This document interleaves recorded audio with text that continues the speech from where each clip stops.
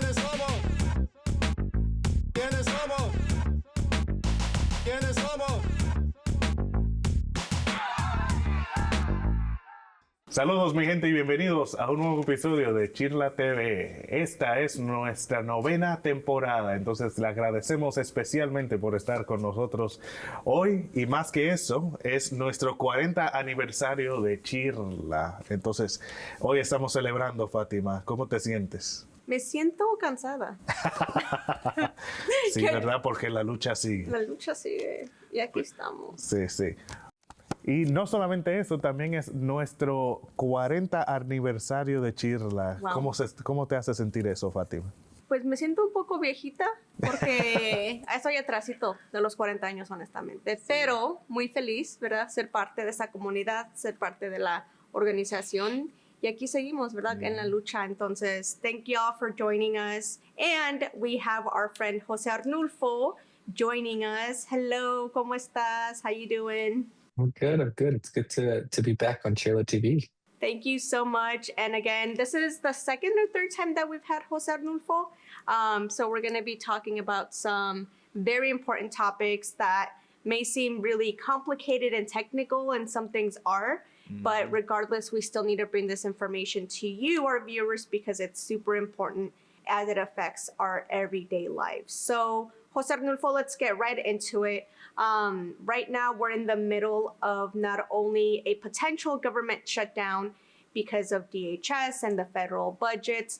Remind us, bare bones, what does the federal budget look like? So the federal budget usually happens the year before, right? The year before that the budget is actually being operated. So there are 12 appropriation budget bills that coincide with the 12 different departments that is under the executive branch. And as many of us know, Congress has control of the purse. So Congress decides how much money goes to each different department and what that money is utilized from those departments. And then the president or the executive branch ensures that those the bills are enforced and those services are met for our community and for our country. Es un tema un poco técnico, pero es importante porque es nuestros impuestos que ahora el gobierno está usando como quiera, ¿verdad? Y vamos a aprender cómo están usando nuestros dólares. Tell us a little bit, what is happening with DHS, the Department of Homeland Security? I know that I've heard a lot of buzzwords.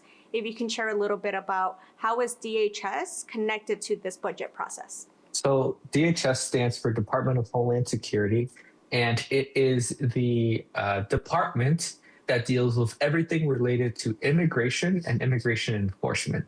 This department is headed by Christine Nome, who is the Secretary of DHS that is under the executive branch. And just like all the other different departments, they have to get appropriated, and Congress has to decide how much money they get for the upcoming year and what do they use that money to do.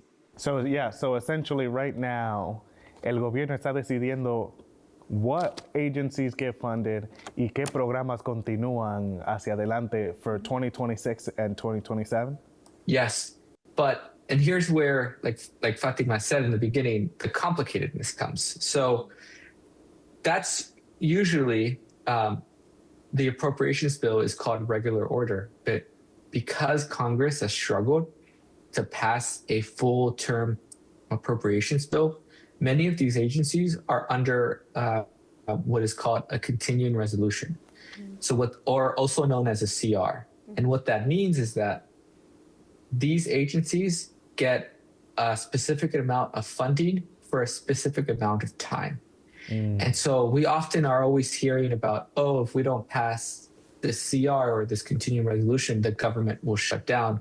Because if they don't, then these agencies don't have the funding that is given to them by Congress to keep their doors open, pay their staff, and ensure that the services that they're designed to meet are being done. So really, that is the clear power of the purse that Congress has right there. Entonces, en poder dar el dinero que hace funcionar a estas agencias, ahí es el verdadero poder del Congreso. Y estamos viendo que en este momento puede ser que cierre el gobierno entero porque no se pongan de acuerdo. Bueno, vamos a seguir brevemente después de estos mensajes. Siga con nosotros. ¿Quiénes somos?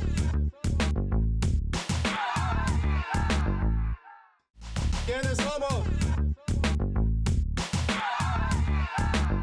Hello and welcome back to CHIRLA TV. Bienvenidos a CHIRLA TV. Estamos platicando sobre no solamente el gobierno, el presupuesto, pero también cómo esto impacta a ustedes. Vlad, one of the things that we're discussing is how this is such a big topic, but it has real daily repercussions in our communities, right? Mm-hmm. Instead of our money, our hard-earned dollars going towards healthcare, our parks, our schools, it's going to this machine, this deportation and enforcement machine.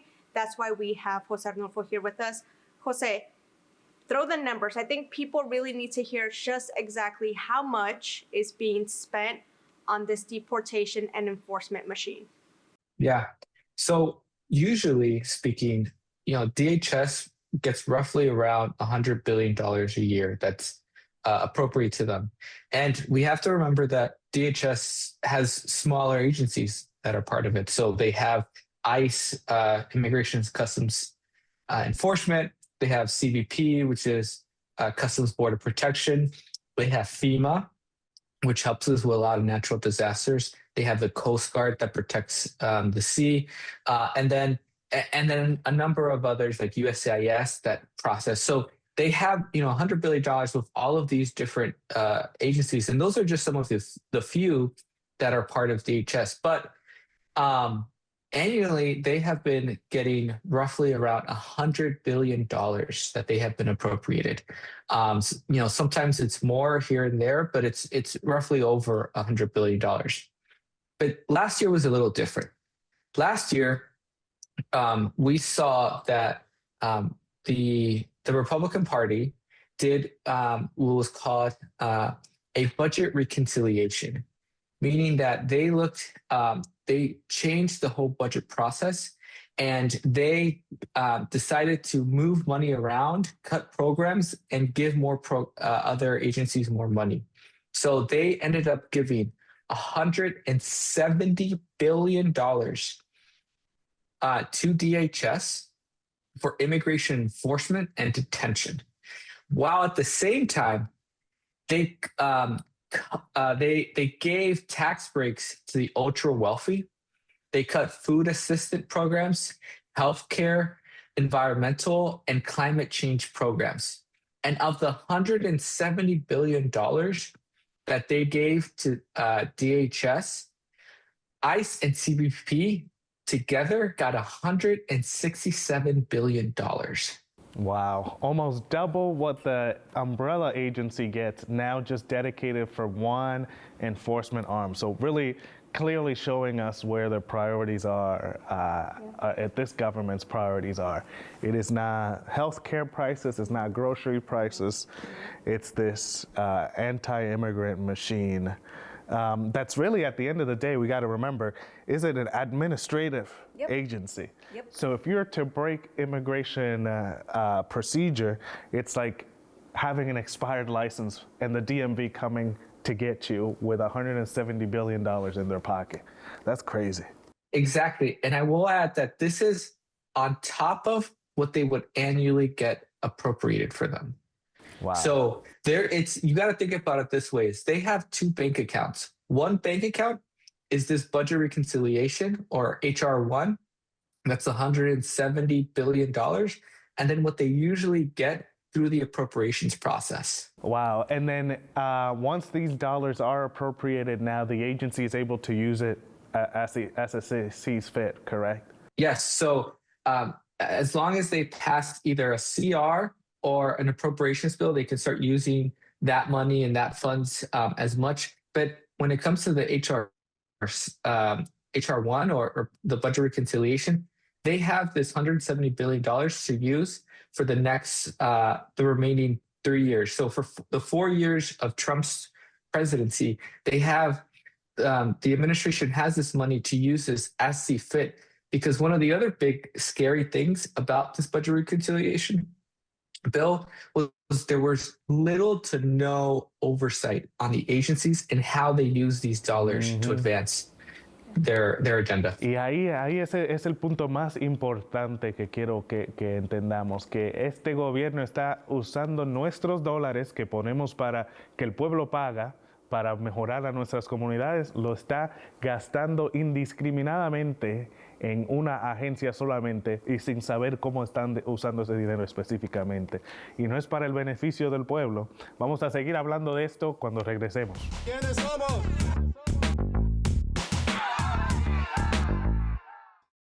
¿Quiénes somos? All right, welcome back, everybody. We're continuing our conversation on the federal budget and the fight on DHS funding right now. We've been seeing ICE and CBP in our communities and how they're using those dollars right now. And I think most people would agree that it's not how we want to be using our tax dollars. Jose, can you give us a little brief overview again, right? The state at play and who are the folks that are advocating right for this increased funding, this additional funding for ICE and CBP? Yeah. So as you remember, I talked about, right, that sometimes a lot of these agencies are funded through continuing resolution. So we DHS was under a continuing resolution along with a number of other departments. And this continuing resolution was set to expire on January 30th. And Congress wanted to go back to regular order. So we saw the appropriations bill come out, and we saw that they wanted to add 44,000 additional detention beds and give more money to ICE and CBP. And again, we have to remind that this is already after they got $170 billion for more detention beds, more ICE agents, more deportations, more everything, right? And then at the same time, we saw the death of Renee Good in Minnesota. And slowly, we as a community started to fight back and say, we do not want this. And we told the Democratic Party to not vote for this. And then, was it 2 weeks later, we saw the death of Alex Petty. And we continuously push even harder and harder and say they do not deserve one single dollar more. So because Congress failed to pass a CR in February, now at the recording of this moment, we are in a government shutdown and we don't know when, well, a partial government shutdown because all the other agencies are funded except DHS. And so we don't know if DHS will get funded. But here's the caveat. Remember how I talked about they have two bank accounts? Yeah. Where one of those bank accounts, it's frozen basically, but they still have the $170 billion. That was previously even though yeah. The other kind of smaller agencies, ICE and CBP, still have more than enough money to continue funding for the remainder of this year. That's great to know, Jose Arnulfo. What is CHIRLA doing? What are partners doing? Is this a local fight? Is it a national fight? Bring that to us so that our viewers understand just how big this moment is. It's both a local and national fight because we are still seeing masked agents kidnapped our people in the streets in LA. And we are watching how what we saw last summer in Los Angeles, we're seeing that tenfold in Minnesota and Chicago and all the other cities that ICE has been operating and doing this horrible destruction of our communities. And so we are calling our elected officials, and we are telling them to not vote on any DHS funding bill that will give one more dollar to ICE and CBP, that will continue to increase funding for detention.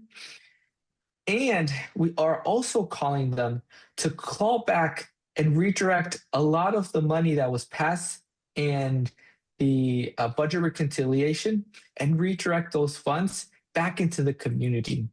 We also are asking to free all of the children that are held in immigration detention and ensure that every detainee in detention has access to bond hearing, comprehensive medical care, parole for those who have high medical needs, restrictions of access and oversight of members of Congress. But the biggest ask, the most important ask, is to ensure that ICE and CBP do not get one more single dollar, because they do not deserve it. And they have proven that to us this whole year in a month that we have been. Damn straight, yep. That's exactly right. I mean, it's like the saying goes, if he wanted to, he would. If Congress really wanted to stop the funding of DHS and stop this terrorization of immigrant communities across the country, obviously they can. Yeah. So we need to work together and put that pressure. We're gonna continue talking about action items right after this. ¿Quiénes somos?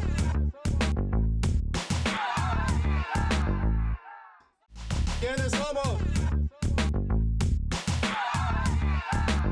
Welcome back, my people. We're talking about DHS and the current partial government shutdown.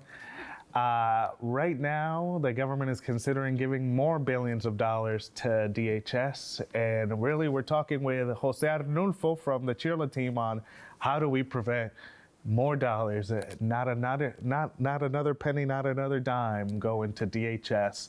Jose Arnulfo, how do we stop it? Why should people, first, actually, why should viewers care about this right now? So you outline our demands, but why should really people watching this engage?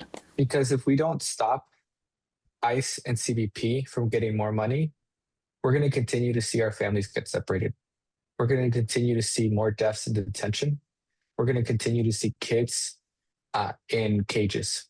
And I think it's fácilmente y rápidamente, si le seguimos dar dinero a este gobierno, vamos a ver más muertes, vamos a ver a más niños separados de sus familias y en jaulas.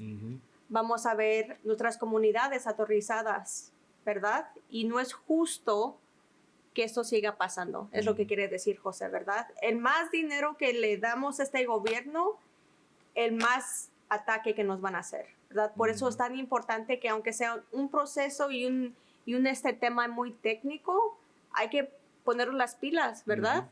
Porque son nuestros dineros que están dando dinero a esta máquina de deportación y de detención. Exactamente. And our communities are really like the canary in the coal mine. We know that when increased militarization happens for enforcement, then our communities experience more violence, like we've seen with the death of Nicole Good and Keith Porter here in LA. So Jose Arnulfo, can you tell us a little bit how community members that don't want to see this militarization and this violence and this fear rise in their neighborhoods, what can they do to stop these dollars going to DHS?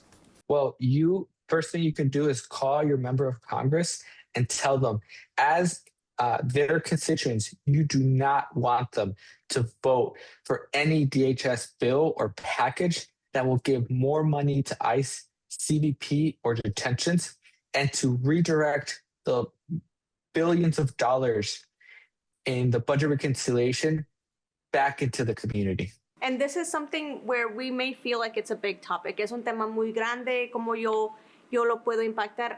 Cada persona importa. Every single person matters in this process. Because if we don't say something, we're going to continue to not only see our families be separated, but we're going to see this government emboldened, right? So we all need to make an effort. Todos tenemos que hacer un esfuerzo para parar lo que está pasando en este país. Exactly, because it won't stop if I could say real quickly, we have already done this and we have proven it. This past January and February, we have continued and called and we've continued to ask. And because of them, because of us and our fight, we have ensured that ICE and CBP does not get one more single dollars. But we have to keep fighting for this until they give us what we want.